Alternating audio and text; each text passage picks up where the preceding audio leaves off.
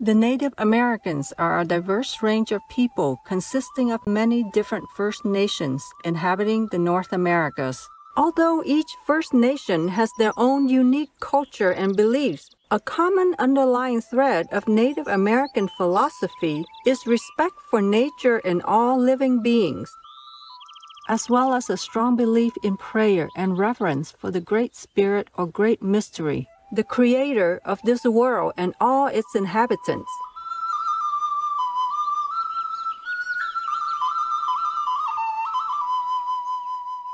Dr. Charles Alexander Eastman, or Ohiesa, was a Santee Sioux.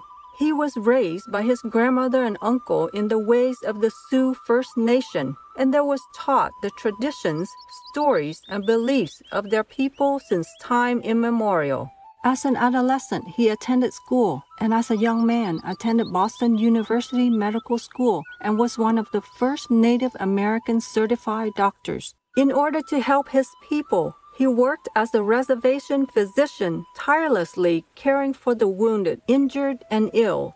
During this time, he saw the need for improvement of the conditions of Native American people. Later, he co-founded and was president of the Society of American Indians, which was formed to address Native American rights. Dr. Charles Alexander Eastman, or Ohiesa, believed that the understanding of Native American values and preservation of their identity would be beneficial to society as a whole. Later, he became an author and lecturer, using his deep knowledge on the ways of the Sioux as well as his understanding of modern society to educate the public on the contributions of First Nation people to American culture and civilization. During his lifetime, he wrote 11 books. Some have been used in school curriculums, and some have been translated into many other languages for all to enjoy. He is considered one of the most prolific authors and speakers on Sioux ethnohistory and American Indian affairs of the early 20th century. Today, we will continue with the Great Mystery from the book The Soul of the Indian, an interpretation by Charles Alexander Eastman, Ohiesa.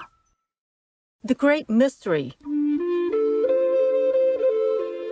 In every religion, there is an element of the supernatural, varying with the influence of pure reason over its devotees. The Indian was a logical and clear thinker upon matters within the scope of his understanding, but he had not yet charted the vast field of nature or express her wonders in terms of science. With his limited knowledge of cause and effect, he saw miracles on every hand, the miracle of life in seed and egg, the miracle of death in lightning flash and in the swelling deep. Nothing of the marvelous could astonish him, as that a beast should speak or the sun stand still. The virgin birth would appear scarcely more miraculous than is the birth of every child that comes into the world, or the miracle of the loaves excite more wonder than the harvest that springs from a single ear of corn.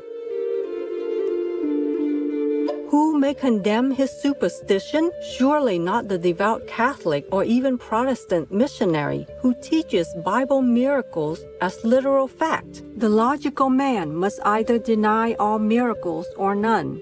And our American Indian myth and hero stories are perhaps, in themselves, quite as credible as those of the Hebrews of old. If we are of the modern type of mind that sees in natural law a majesty and grandeur far more impressive than any solitary infraction of it could possibly be, let us not forget that, after all, science has not explained everything. We have still to face the ultimate miracle, the origin and principle of life.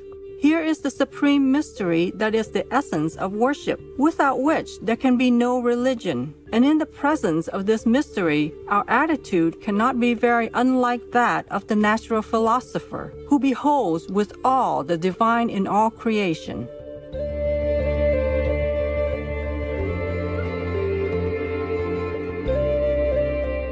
It is simple truth that the Indian did not, so long as his native philosophy held sway over his mind, either envy or desire to imitate the splendid achievements of the white man. In his own thought, he rose superior to them. He scorned them, even as a lofty spirit, absorbed in his stern task, rejects the soft beds, the luxurious food, the pleasure-worshipping dalliance of a rich neighbor. It was clear to him that virtue and happiness are independent of these things, if not incompatible with them. There was undoubtedly much in primitive Christianity to appeal to this man, and Jesus' hard sayings to the rich and about the rich would have been entirely comprehensible to him. Yet the religion that is preached in our churches and practiced by our congregations, with its element of display and self-aggrandizement, its active proselytism, and its open contempt of all religions but his own, was for a long time extremely repellent. To his simple mind, the professionalism of the pulpit, the paid exhorter, the moneyed church, was an unspiritual and unedifying thing.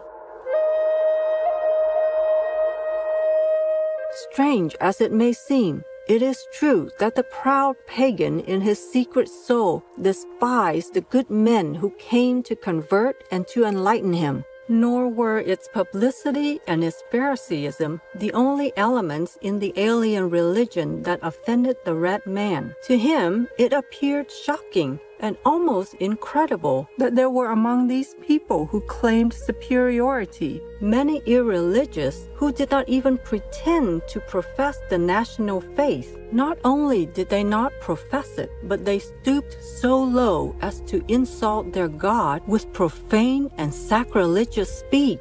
In our own tongue, his name was not spoken aloud, even with utmost reverence, much less lightly or irreverently.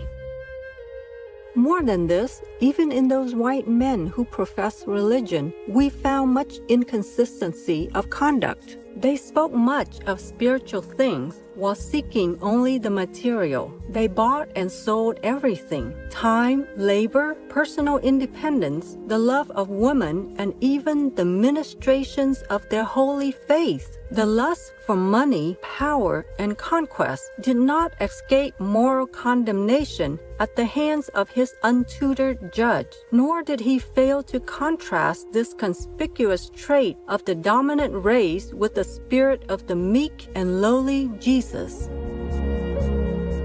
He might in time come to recognize that the drunkards and licentious among white men, with whom he too frequently came in contact, were condemned by the white man's religion as well, and must not be held to discredit it. But it was not so easy to overlook or to excuse national bad faith when distinguished emissaries from the Father at Washington, some of them ministers of the gospel and even bishops, came to the Indian nations and pledged to them in solemn treaty the national honor with prayer and mention of their God. And when such treaties, so made, were promptly and shamelessly broken, is it strange that the actions should arouse not only anger but contempt? The historians of the white race admit that the Indian was never the first to repudiate his oath.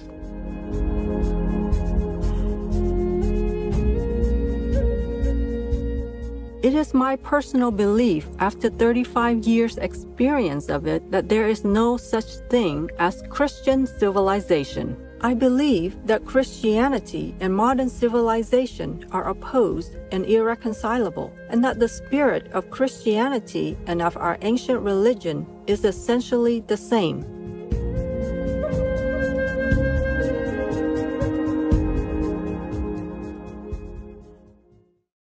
For more information, please visit Gutenberg.org.